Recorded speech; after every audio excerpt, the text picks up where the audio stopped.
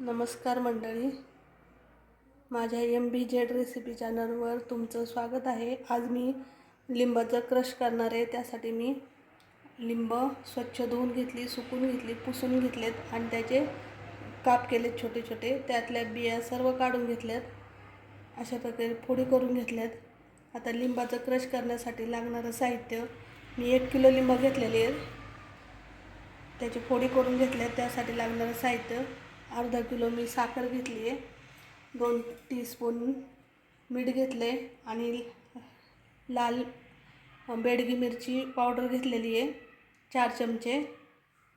एवढ्या साहित्यात आपण लिंबाचा क्रश बनवणार आहोत।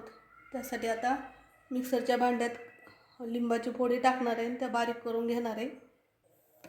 थोड्या फोडी टाकायच्या आणि थोडी साखर टाकायची।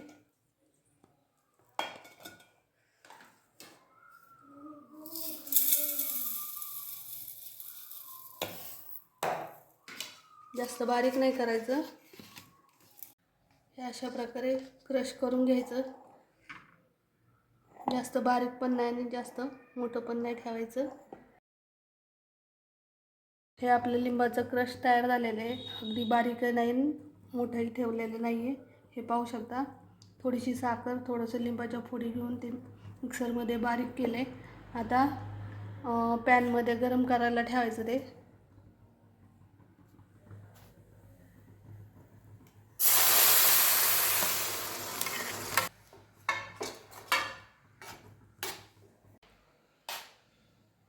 आता हे क्रश पॅनमध्ये गरम करायचं।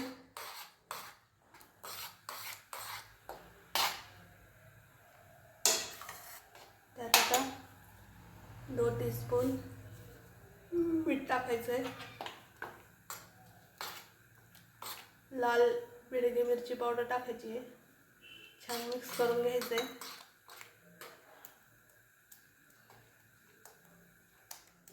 मीडियम गॅसवर हे सर्व होऊन द्यायचं आहे।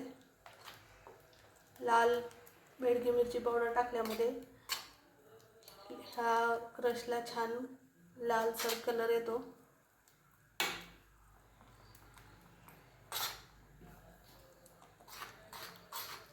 हे लोणचं आपण उपासासाठी पण वापरू शकतो, कारण त्याच्यामध्ये मीठ, साखर आणि लाल मिरची पावडर वापरलेली आहे। फक्त कसल्याही प्रकारचे मसाले नाही वापरलेले, आपण लोणच्यासाठी घालतो ते आपण मसाले वापरलेले नाही आहे।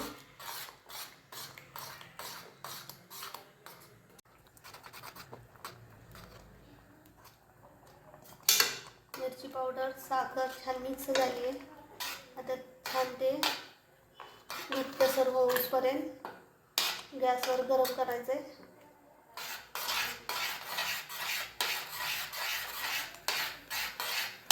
सारखं हलवत राहायचं, कारण ते खाली लागण्याची शक्यता असते।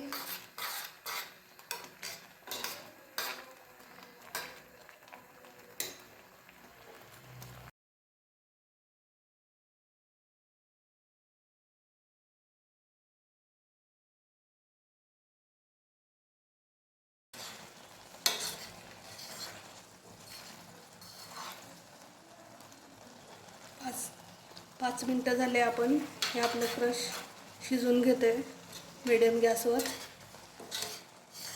हे असं हलवत राहायचं। आता ते घट्ट व्हायला लागले,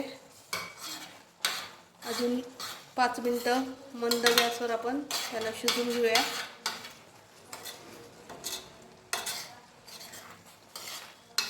अगदी 10 मिनटात हे क्रश तयार होतं आपलं, आणि ते 12 महिने टिकतं। आपलं लिंबाचं क्रश छान 10 मिनटं शिजवून दिलेलं आहे, पाहू शकता तुम्ही।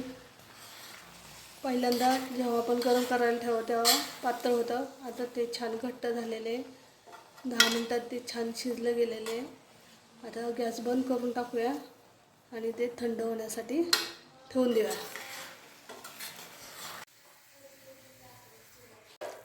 हे आपलं क्रश सारखं हलवून घ्यायचं आणि थंड होऊन द्यायचं पूर्ण।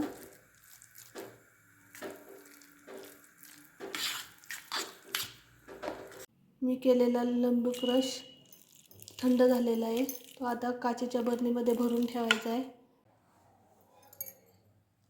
हे आपलं क्रश आता बाटलीमध्ये भरायचं आहे. बाटली स्वच्छ धुवून घेतलेली आहे, पुसून घेतली आहे, सुकून घेतली आहे. आता त्याच्यात भरायचं आहे.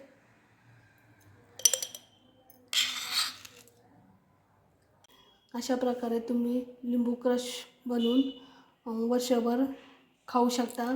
हा लिंबू क्रश उपासासाठी पण चालतो. त्याच्यामध्ये फक्त आपण लाल तिखट, मीठ आणि साखर टाकलेली आहे. त्यामुळे उपासासाठी आणि असंही आपण खाऊ शकतो. अशा प्रकारे तुम्ही लिंबू क्रश बनवून वर्षभर खाऊ शकता. हा आवडल्यास लाईक करा, सबस्क्राईब करा. नमस्कार.